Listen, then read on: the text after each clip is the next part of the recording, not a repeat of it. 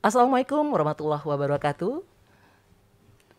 Bersama saya Evita, kembali lagi bersama Info Podcast, informasi, promosi, edukasi, kesehatan, berkolaborasi bersama ID Podcast Korpri Kota Depok.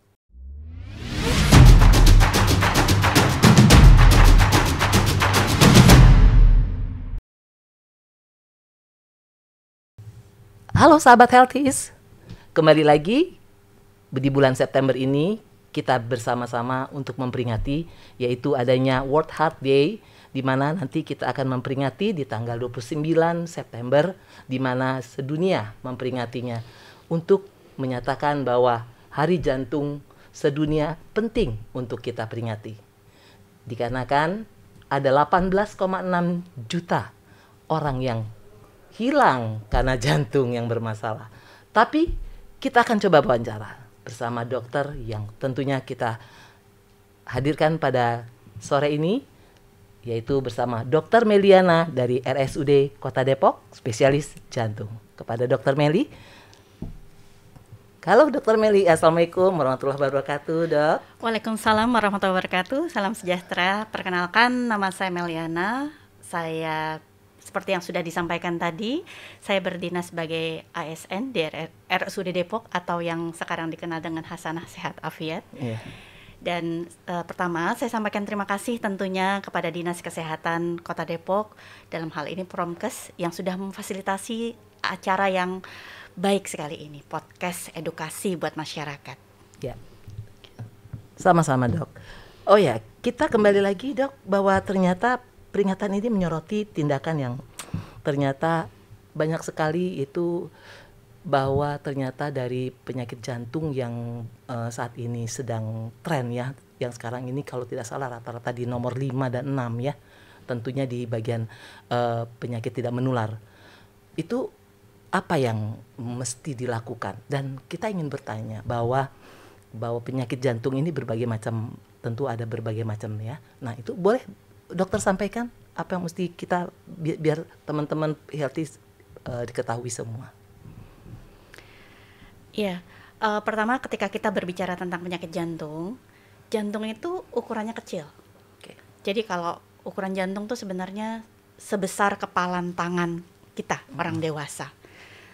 Dia kecil tapi fungsinya sangat vital karena jantung berdetak setiap saat dan vital dalam kehidupan kita. Ketika ada masalah berkaitan dengan jantung, bisa membahayakan hidup kita, bisa menurunkan kualitas hidup kita, bahkan bisa menyebabkan terjadinya kematian mendadak. Nah, kalau kita berbicara tentang penyakit jantung, spektrum atau rentang penyakit jantung itu luas sekali, banyak sekali.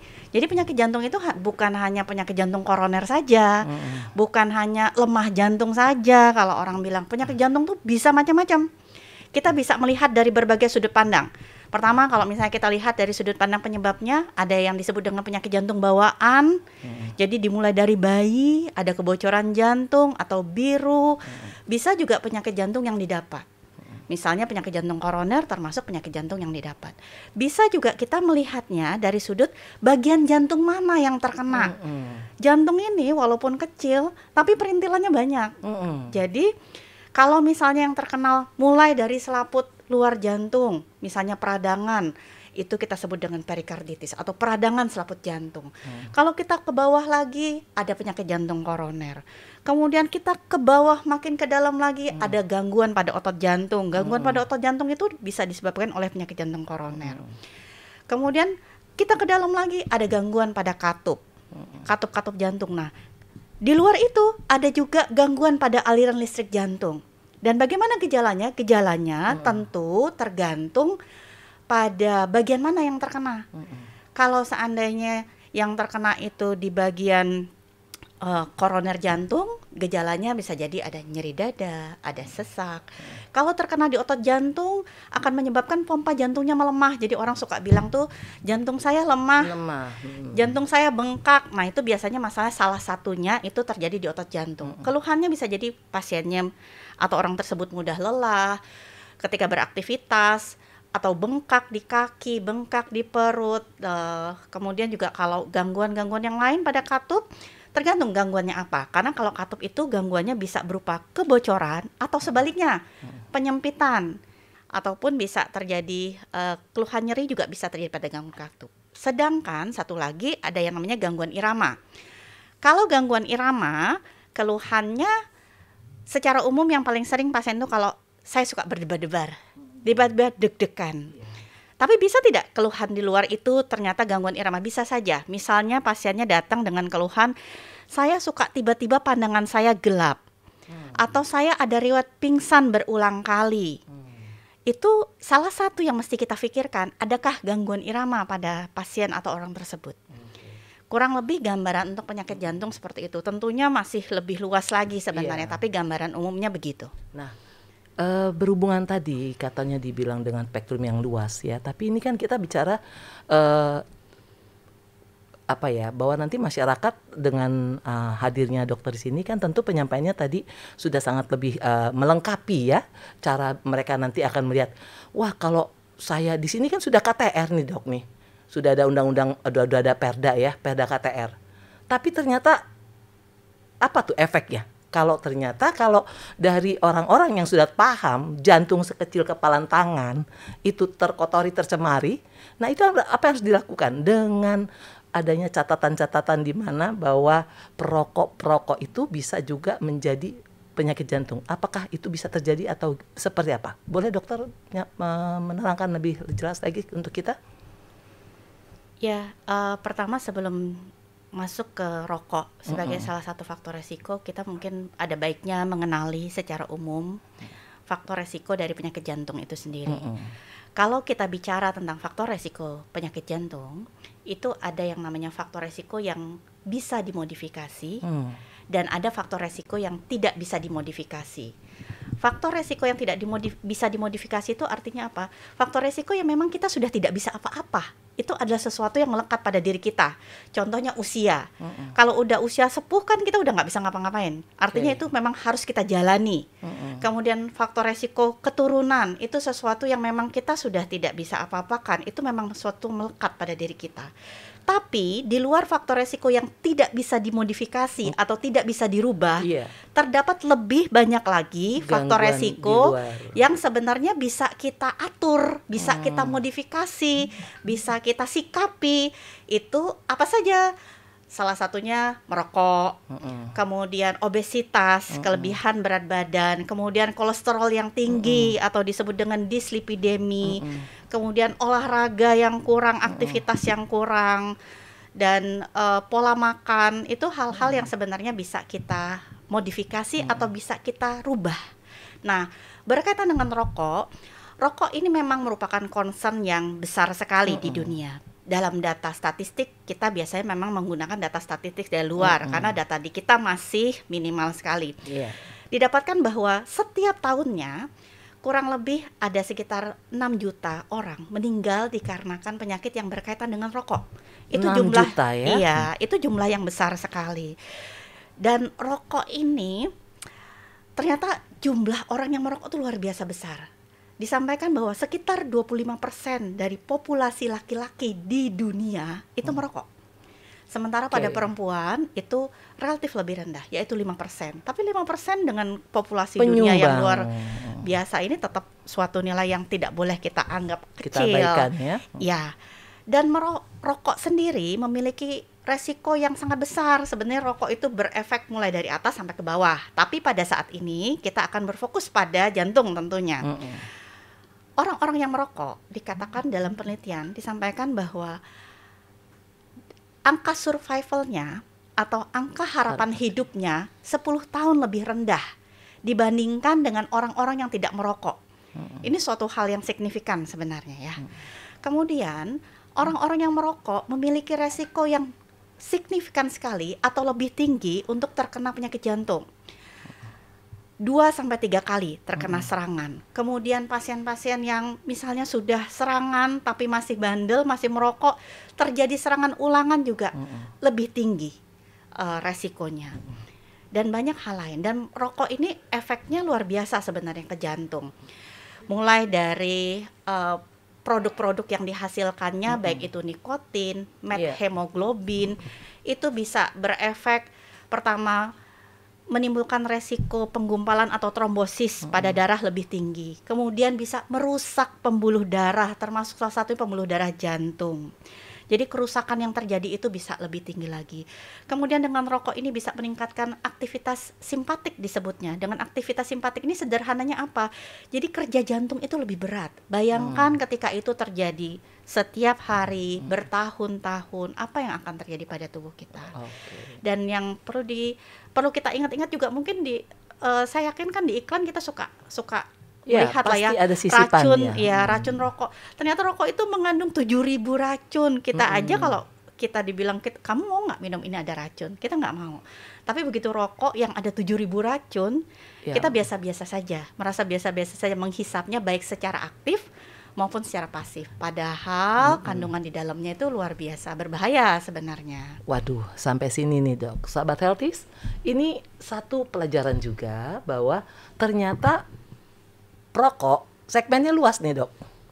Kalau dokter di posisi adalah spesialis jantung, pasien-pasien mana yang lebih banyak yang dihadapi oleh dokter di rumah sakit? Apakah di remaja, anak-anak, atau pernah melihatkah ada anak kecil atau seperti apa? Nah, apa yang harus dilakukan seperti itu? Kalau untuk segmen pasien, kalau yang berkaitan dengan segmen pasien tentu usia lanjut yang memang lebih banyak di kita. Tapi dalam datanya makin ke sini pasien-pasien yang mengalami penyakit concern kita terutama untuk yang berkaitan dengan rokok ini ke penyakit jantung koroner ya. Jadi angka umur pasien yang mengalami serangan jantung atau penyakit jantung koroner makin ke sini makin muda. Kalau dulu kalau pasien masih usia 30 tahun datang dengan nyeri dada, kita tidak berpikir ke arah serangan jantung. Kita akan berpikir itu ketika pasien-pasien di atas usia 40 tahun dengan keluhan nyeri dada, kita berpikir, oh mungkin ini serangan. Tapi pada saat ini, cukup banyak pasien-pasien yang mulai usia 30 tahun, 35 tahun datang dengan keluhan nyeri ulu hati, ternyata itu memang serangan jantung juga. Jadi makin ke sini makin muda. Ada yang lebih muda lagi nggak dok? Kalau yang saya dapatkan sih range-nya 30 tahunan. 30 tahunan. Karena memang penyakit jantung koroner itu sebenarnya sesuatu yang disebabkan oleh proses yang terjadi bertahun-tahun. Jadi kalau kita bertanya pada pasien-pasien usia 30 tahunan, 33 tahun, 35 tahun yang terkena serangan jantung, kapan mereka mulai merokok? Rata-rata mereka mulai merokok di usia belasan tahun. Dan proses itu mereka panen di usia di usia 33 tahun. Yang pada saat itu sebenarnya usianya usia produktif ya. Betul. Baru mau memulai tapi ternyata sudah harus dibatasi oleh rokok tadi. Sekarang kalau menurut dokter dengan tadi usia 30 usia produktif ya, yang sering dihadapi apa nih dok nih? Penyakit-penyakit yang timbul yang sering dihadapi di rumah sakit? Seperti yang tadi saya sampaikan, itu yang paling sering yang berkaitan dengan merokok ini tentunya penyakit jantung koroner. Penyakit jantung koroner dan penyakit yang lain yang berkaitan dengan itu hipertensi, kemudian juga dislipidemi atau gangguan pada kolesterol yang tinggi. Itu yang sering kita temui kalau kita kaitkan dengan rokok. Tangan berkeringat atau misalnya dia darahnya mukanya mulai agak membiru, bibir membiru. Masuk kategori mana? Kalau untuk yang berkenaan dengan penyakit seperti itu, ke arah mana jantung yang dia kenakan sakitnya? Kalau kita bicara tentang keluhan dari penyakit jantung, kalau kita ini kaitannya kita mungkin lebih concernnya ke penyakit jantung koroner ya. Kalau kita bilang berkeringat dingin itu bisa tidak gejala dari penyakit jantung? Bisa, tapi dia tidak berdiri sendiri. Artinya gini, kadang ada pasien misalnya yang usianya 25 tahun datang, dok saya suka keringat dingin, saya penyakit jantung tidak? Belum tentu penyakit jantung. Jadi biasanya dia harus ada yang utamanya dulu. Misalnya pasien serangan jantung, nyeri dada sebagai gejala utamanya, kemudian gejala tambahannya pasiennya ada keringat dingin, ada kesemutan di lengan kiri, ada rasa mual sampai muntah. Nah, itu gejala tambahan. Di samping gejala yang utama tadi. Tapi kalau misalnya pasien datang dengan, "Dok, saya suka keringat dingin, saya sakit jantung nggak ya?" Iya, tidak bisa langsung serta-merta begitu. Karena dia ibaratnya tambahan. Kalau tidak ada yang utama, kita jangan langsung berpikir bahwa itu masalah jantung. Oke. Satu mau tanya nih, Dok. Kalau yang hipertensi itu akan mengarah kepada jantung juga apa enggak sih? Ya, hipertensi berkaitan erat dengan jantung. Karena kalau kita bilang hipertensi itu, saya selalu ibaratkan ketika seorang pasien dengan tekanan darah tinggi, itu ibaratnya aliran pembuluh darahnya itu selalu mendapatkan aliran yang tinggi dan kencang. Oke. Aliran tinggi yang kencang ini dalam jangka waktu yang lama itu bisa mengakibatkan terjadinya kerusakan pada pembuluh darah. Jadi alirannya deres, kita bilang tuh turbulensi ya. Iya. Jadi kayak dibanjiri pembuluh darahnya itu oleh tekanan darah yang tinggi. Berhari-hari, bertahun-tahun, tentu ini akan berefek pada jantung. Berefeknya apa? Pertama tadi akan beresiko meningkatkan penyakit jantung koroner. Karena terjadinya proses aterosklerosis atau penggumpalan pada jantung, itu salah satunya dicetuskan oleh hipertensi. Kemudian yang kedua, saya selalu bilang juga ke pasien, kenapa tekanan darah tinggi ini harus diatasi? Bayangkan kalau misalnya jantung ini suatu pompa, dia mesti mompa tekanan darah yang tinggi. Jadi dia mompa tekanan, dia harus melawan tekanan yang tinggi terus-terusan. Lama-kelamaan lelah jantungnya, capek. Betul. Kalau bisa terjadi pembengkakan di otot jantung, lama-lama juga jantungnya bisa fatigue, bisa lelah. Itu yang orang bilang lama-lama jadi lemah jantung, lama-lama jadi jantung bengkak dikarenakan sakit darah tinggi. Karena itu kita biasanya mau bergejala atau tidak bergejala, tekanan darah tinggi itu harus tetap diatasi dan tetap kita harus dalam range targetan yang tekanan darah yang ideal. Kalau orang yang kena hipertensi, minum obat terus-menerus sampai bosan, apa yang harus dilakukan? Apakah itu memang mengarah kepada untuk menjaga jantungnya terus-menerus harus minum obat itu atau gimana ya? Karena orang tuh udah pada bosan gitu. Itu teman-teman saya sendiri semua yang istilahnya menyatakan seperti itu, dan ada beberapa pasien lain tentunya. Boleh, Dok? Iya. Untuk sakit darah tinggi, terutama pada populasi usia lanjut ya, secara garis besar sayangnya memang harus terus mengkonsumsi obat darah tinggi. Karena seperti pada populasi usia lanjut, sudah terjadi kekakuan pada pembuluh darahnya. Kalau itu sering disebut dengan arterial stiffness. Dan ini sayangnya tidak bisa menjadi elastis kembali. Jadi mau tidak mau memang harus mengkonsumsi obat darah tinggi terus-menerus. Ya, di samping ya penyebab-penyebab lainnya. Tapi kalau dilihat in general ya, secara general memang harus konsumsi obat darah tinggi berkelanjutan. Kecuali pada populasi-populasi tertentu yang jumlah persentasenya lebih sedikit, contohnya misalnya kasus hipertensi pada ibu-ibu hamil atau melahirkan. Biasanya pasca kelahiran beberapa waktu setelah itu tensinya bisa kembali turun normal lagi. Nah, itu mungkin tidak perlu. Atau misalnya ada pasien-pasien yang misalnya dengan gangguan fungsi ginjal, misalnya sindrom nefrotik, sindrom nefritik. Terkadang pada saat terjadi gangguan fungsi ginjal itu tensinya tinggi. Bahwa memang sayangnya harus dikonsumsi terus. Kenapa? Terus pertanyaannya juga, apa tidak berbahaya kalau konsumsi obat darah tinggi terus-terusan? Sekarang saya suka bilang, kita balik sekarang kondisinya. Kalau seseorang tidak minum obat darah tinggi dan tensinya terus tinggi, maka itu akan jauh lebih berbahaya buat jantungnya, buat ginjalnya, dan organ-organ lain.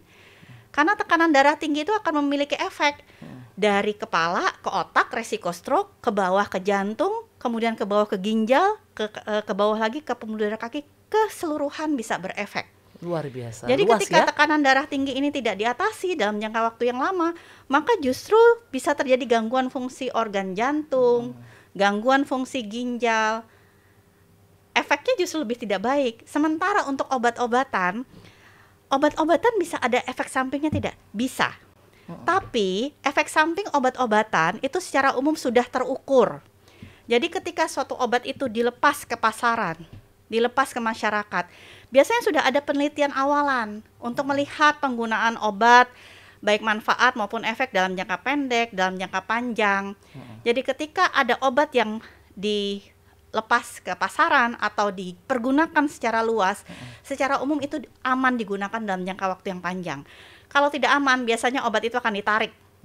Oh, itu Tidak diperbolehkan seperti lagi. itu aja ya. Ya, Jadi selama dosisnya masih sesuai dengan yang direkomendasikan, kemudian tentunya dengan monitoring, kan nanti ada monitoring berkala ya, monitoring fungsi ginjal per periodik, misalnya per tahun, per 2 tahun, tergantung dari kondisi pasien tersebut. Kita gunakan dosis yang tepat, monitoring yang baik, insya Allah aman. seperti itu gambarannya ya. Ya. Tapi tadi saya agak sedikit shock juga tadi waktu mendengar Dokter Melly menyatakan bahwa apabila hipertensi itu jantung memompanya berat karena dia menjadi semacam disaster gitu ya. Jadi itu juga mempengaruhi gitu ya dok ya. Dan itu kalau diketahui semua masyarakat kalau dia memang minum obat seperti itu, sebenarnya mereka bermain aman ya untuk menjaga jantung ya kalau dia terus-menerus mengkonsumsi. Berarti aman dong dok ya? Insya Allah kalau selama dalam dosis yang tepat ya, dosis yang seperti yang saya sampaikan tadi, selama dalam dosis yang tepat, kemudian tercapai targetan terapinya, karena ada juga gini, pasien bilang, saya sudah minum obat darah tinggi terus kok setiap hari dok, tapi kenapa saya masih jantung saya terjadi pembengkakan ya? Kenapa saya masih ini ya? Karena ternyata targetan terapinya tidak tercapai. Jadi minum obat darah tinggi tapi tensinya masih 150, masih 160. Itu kenapa itu biasanya dok? Ya bisa dari dosis obat yang belum mencukupi, atau kalau di masyarakat kita banyak juga terjadi tingkat kepatuhan yang masih kurang. Jadi misalnya minum obat darah tinggi kapan pusing saja. Misalnya kalau misalnya leher saya terasa berat, saya baru minum obat darah tinggi. Atau tadi sudah merasa cukup dengan 1 obat darah tinggi. Padahal kadang-kadang obat darah tinggi itu harus dikombinasi 2 atau 3 obat untuk mencapai targetan terapi.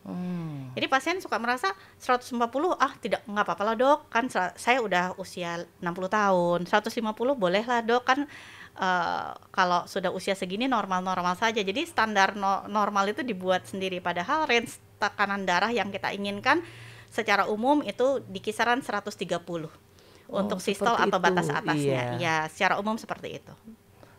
Ini yang ternyata tidak diketahui oleh masyarakat, bahwa ternyata terapan bahwa tensi diterapkan oleh diri sendiri itu tidak baik. Betul ya dok ya? Jadi harus betul-betul menggunakan standar yang betul-betul dinyatakan oleh 130 itu yang paling aman dan itu harus kita patuhi. Gitu ya dok ya? Yeah. Dok, ini udah kita bungkus nih yang hipertensi. Sudah nih kita Pak, mudah-mudahan aman ya, teman-teman healthy sudah pada tahu.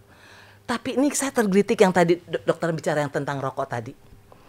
Rokok itu kan bukan sekedar rokok aja, itu ada vape, ada pot. Nah itu bagaimana nih dok? Jadi memang untuk vape sendiri sebenarnya dia sudah dari beberapa puluh tahun yang lalu, tapi baru hits lah ya, baru mungkin tahun 2000-an ke sini baru hits, dan makin ke sini sekarang makin banyak, makin pertumbuhannya juga dari data yang terlihat bahwa makin banyak, terutama di teenager ya, teenager usia belasan tahun yang lagi gaya-gaya lah ya, yang mengkonsumsi vape tersebut dengan entah itu untuk pergaulan atau asumsi bahwa vape itu lebih aman dibandingkan rokok.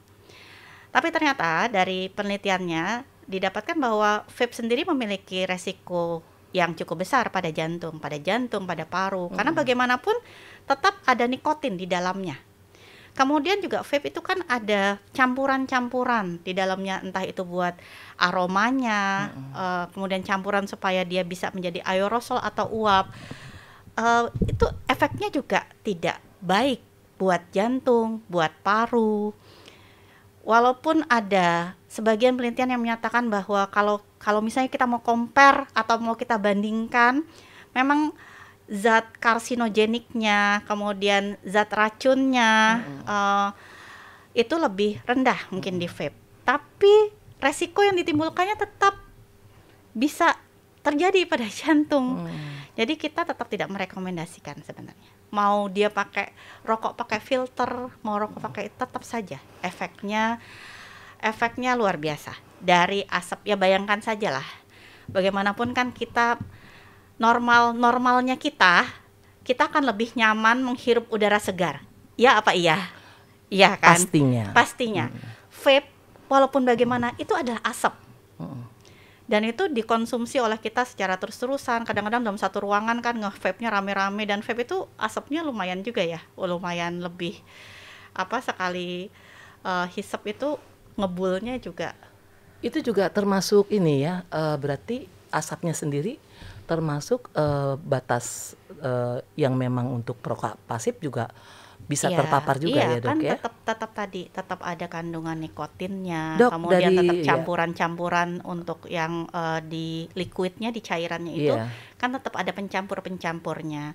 Pencampurnya itu tetap bisa memiliki efek yang tidak baik pada jantung maupun pada paru. Bahkan yang baru-baru ini yang disebut dengan popcorn lung juga begitu, karena campuran dari bahan-bahan di vape ini ternyata bisa menimbulkan masalah pada saluran pernafasan. Nah, kita mau tanya nih dok, dari dokter spesialis jantung, pernah ada penelitiankah untuk misalnya dari vape itu ya, atau pot ya, atau dari kretek, atau dari mild ya itu sendiri, kadar-kadarnya itu mana yang lebih tinggi? Ya pasti penelitian-penelitian yang seperti itu sudah banyak ya, komparasi sebenarnya yang tadi yang ada yang men-state bahwa misalnya kandungan nikotin pada vape itu lebih rendah dibandingkan dengan kandungan nikotin pada yang rokok-rokok yang tembakau yang biasa. Begitu juga dengan yang filter segala macam, ya banyak yang penelitian yang mengarah ke sana.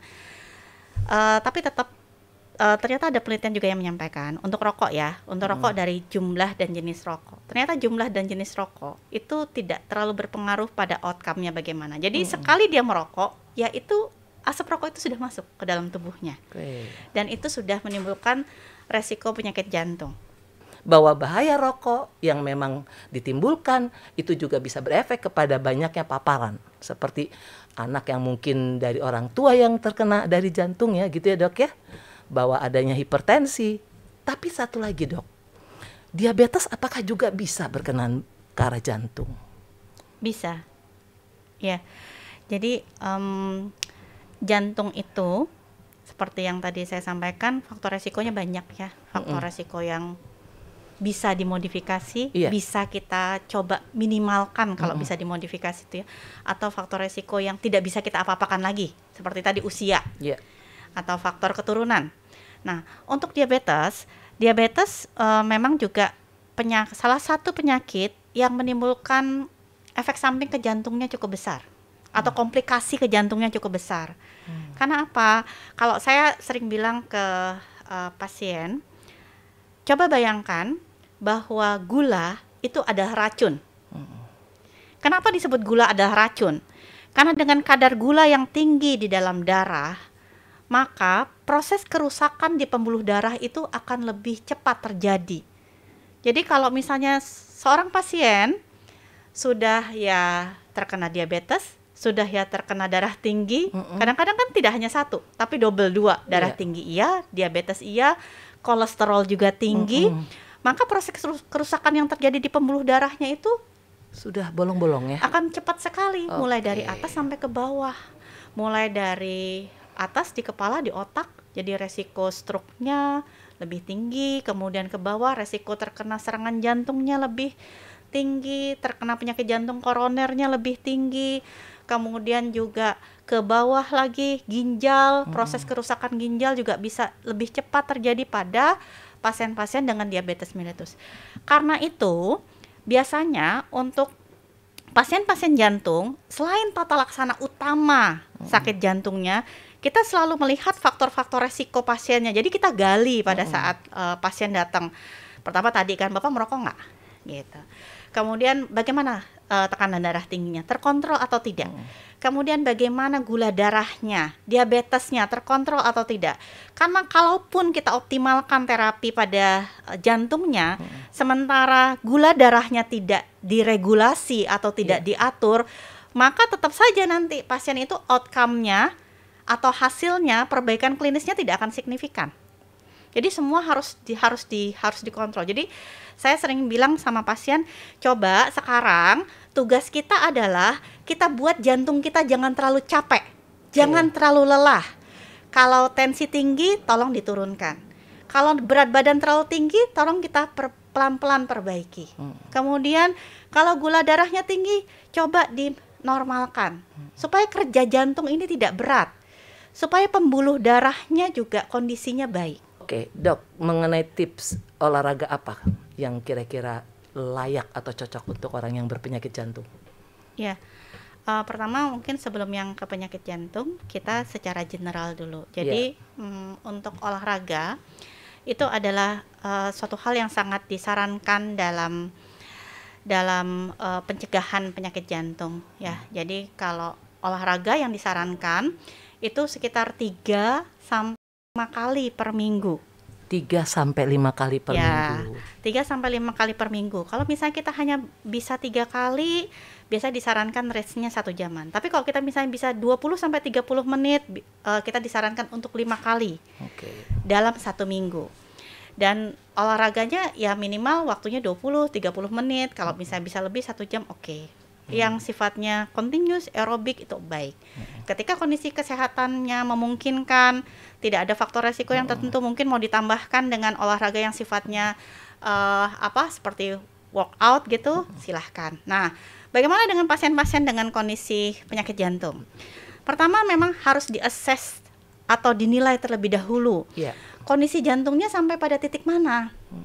Kalau misalnya pasiennya baru serangan, kemudian ada penyempitan pembuluh darah jantung tapi belum dilakukan pemasangan ring ya, yang mungkin kita harus berhati-hati. Tapi kalau misalnya kondisi pasiennya sudah stabil, kita malah sarankan untuk olahraga secara bertahap. Misalnya pasien jantung yang sudah dipasang ring dan sudah bebas nyeri, kita sarankan untuk aktivitas bertahap dan harus berolahraga. Karena olahraga itu akan memperbaiki aliran darah di jantung. Justru boleh ya, Dok ya? Boleh.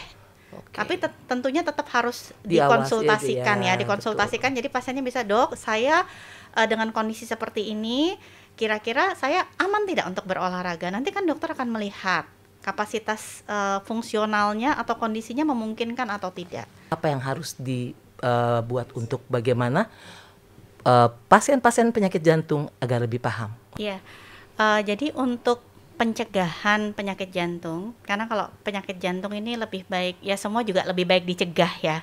Karena kalau sudah terjadi sakit jantungnya akan lebih sulit lah untuk mengatasinya. Jadi kita selalu berbicara pencegahan. Pertama pencegahan primer, artinya ketika seseorang tersebut belum terkena penyakit jantung. Kemudian pencegahan yang sifatnya sekunder, artinya ketika seseorang itu terkena penyakit jantung, maka next berikutnya apa yang harus dilakukan supaya tidak terjadi kejadian berulang. Jadi ada beberapa hal yang sebenarnya tadi kita sudah sempat bicarakan ya dalam potongan-potongan. Jadi banyak akronim sebenarnya yang bisa kita gunakan. Salah satunya kalau di jantung itu kita kenal adanya namanya CERDIC. CERDIC itu jadi singkatan dari pertama C-nya, cek kesehatan secara berkala. Jadi lihat dulu kesehatannya, bagaimana profil lipidnya, apakah ada hiperkolesterol atau tidak, gula darahnya bagaimana, sesekali EKG atau treadmill kita lakukan, kemudian enyahkan asap rokok dan juga faktor-faktor resiko yang lain. Ini penting. Kemudian R-nya rajin aktivitas fisik seperti yang tadi sudah disampaikan. Aktivitasnya ada targetan-targetannya. Tapi kalau memang belum memungkinkan, setidaknya bergerak dan bergerak. Kemudian diet seimbang, kemudian cukup istirahatnya dan kelola stres. Karena kalau saya selalu bilang pikiran yang sehat itu adalah obat. Hati yang senang adalah obat. Itu penting. Jadi kita bisa lihat dari CERDIC, saya udah cerdik belum ya gitu. Dari komponen-komponen cerdik ini sudah saya lakukan belum ya. Kalau komponen ini bisa kita lakukan, itu insya Allah akan signifikan lah untuk ini. Berkaitan dengan pola makan, jadi bukan makanan apa yang terbaik untuk jantung, tapi pola makanan yang harus kita perhatikan. Ada beberapa poin penting yang perlu kita perhatikan. Pertama, batasi penggunaan minyak kita, baik itu dalam kuantitas maupun kualitasnya. Contohnya kita masih konsumsi banyak goreng-gorengan, entah itu kerupuk yang kita anggap ringan-ringan, tapi kita konsumsi dalam jumlah yang banyak. Kemudian batasi konsumsi gula. Gunakan gula secukupnya saja. Apa kadar secukupnya? Ya kalau bisa, ketika kita memang mengkonsumsi minuman yang manis, kadar gula itu hanya untuk mengurangi rasa pahit pada minuman, bukan untuk membuat manis yang berlebihan. Kemudian batasi konsumsi yang berkolesterol tinggi. Bolehkah memakan daging? Tetap boleh, tapi pilihlah komponen-komponen dagingnya. Karena bagian-bagian daging itu kan ada yang lemaknya tinggi, misalnya bagian iga, bagian ekor ya, atau bagian-bagian jeroan ayam, bagian-bagian yang kulitnya tinggi ya, kulitnya tebal, itu mungkin harus kita hindari. Kemudian makanan yang baik itu kita tambah, contohnya ikan, alpukat, lemak-lemak yang baik ya, lemak yang baik itu alpukat, kacang-kacangan itu kita tambah. Kurang lebih seperti itu sih. Buah-buahan, sayur-sayuran tentunya serat-serat itu akan sangat bermanfaat untuk mencegah penyakit jantung. Untuk sahabat Healthies ya, jadi di tanggal 29 September ini ya dok ya, ini adalah World Heart Day ya, di mana Hari Jantung Sedunia dengan tema Selamat Hari Jantung ya. Tentu ini juga buat Perki menjadi sebuah kebanggaan tersendiri ya dok ya, untuk bisa lebih menjaga masyarakat di Indonesia agar lebih panjang umur ya, dan untuk lebih mencapai IPM di Kota Depok tentu adalah di mana batas umur sampai 75 tahun ke depan. Tetapi untuk dokter, pesan terakhir yang ingin kita dengar bersama sahabat Healthies, boleh dok pesan-pesan yang sangat indah untuk kita bahwa jantung yang terbaik bagaimana menurut Dr. Melly? Ya, jantung organ yang mungkin secara ukuran kecil tapi memiliki peranan yang vital dalam hidup kita. Jantung akan sangat mempengaruhi baik kualitas hidup kita maupun angka harapan hidup kita. Ya terlepas dari semuanya bagaimana ketentuan Allah ya, tapi tetap kita harus berusaha untuk itu. Nah, proses perjalanan penyakit jantung sampai terjadinya penyakit jantung itu ada proses awalannya yang tidak sebentar. Di sini pentingnya peranan kita untuk mencegah sampai ke titik penyakit jantung ini. Di sini dibutuhkan adanya tadi pencegahan yang kita sebut dengan cerdik tadi. Dan salah satu yang kita utamakan saat ini, salah satu yang menjadi perhatian buat kita saat ini adalah rokok. Rokok itu menjadi concern kita bersama. Dan untuk pencegahan penyakit jantung, baik pencegahan secara primer, artinya sebelum penyakit jantung itu terjadi, maupun pencegahan sekunder, ini butuh usaha dari kita semua. Supaya angka kejadian penyakit jantung ini harapan kita semakin menurun, nantinya kualitas masyarakat kita juga semakin baik. Panjang umur tapi sering nyeri dada, panjang umur tapi sering sesak-sesak juga tidak baik juga. Dan angka harapan hidupnya bisa sesuai dengan apa yang diharapkan kita bersama, sesuai juga dengan tadi tujuan dari pemerintah Kota Depok ataupun secara global, secara nasional begitu. Ya.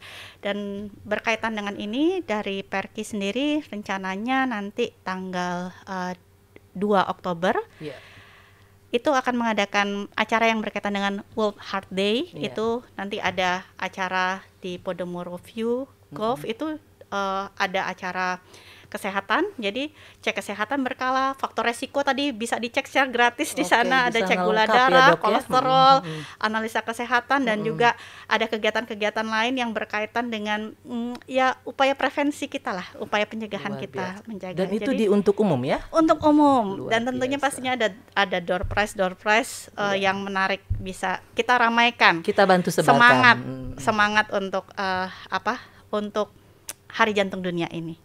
Dari kita untuk kita. Terima kasih Dr. Melly untuk penyampaiannya dan juga keterangannya bahwa sahabat Healthies, bahwa untuk keterangan bahwa Hari Jantung di tanggal 29 ini adalah penerapan daripada kita harus menjaga jantung kita harus menjaga bahwa hidup kita bukan sekedar bagaimana hari ini, tetapi menjaga ke depan untuk lebih sehat lagi. Dan cerdik adalah salah satu yang menjadi patokan untuk lebih sehat. Dan PHBS serta Germas menjadi juga pedoman untuk kita semua. Dari kami, Info Podcast bersama Ide Podcast Korpri Kota Depok, kita ucapkan terima kasih Dan kita akan ketemu lagi di Info Podcast lainnya. Info Podcast, sehat bersama, pasti bisa!